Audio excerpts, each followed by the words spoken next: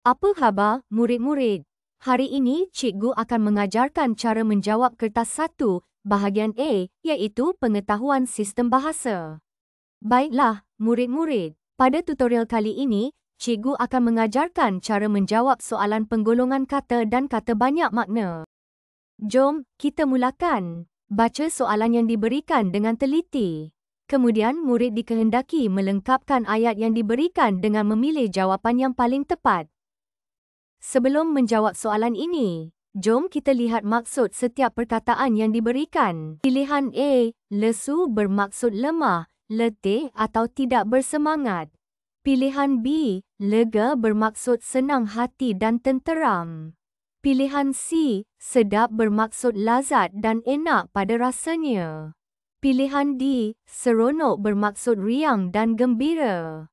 Oleh itu, pilihan D, kata seronok paling sesuai digunakan mengikut konteks ayat yang diberikan. Sekarang, marilah kita lihat soalan tentang kata banyak makna. Sebelum menjawab soalan ini, murid perlu memahami maksud bagi kata tawar terlebih dahulu. Kata tawar bermaksud tidak berasa apa-apa pada makanan atau minuman. Tidak masin berkenaan air di tasik atau sungai. Tidak mujarab. Hilang minat, tidak berkemahuan dan tidak sedap pada pendengaran. Hilang kemarahan atau sudah sejuk hati.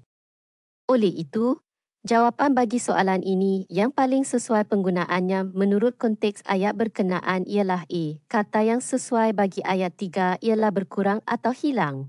Manakala kata yang sesuai bagi ayat 4 ialah likat yang bermaksud pekat. Semoga penerangan yang disampaikan kepada murid-murid membawa manfaat.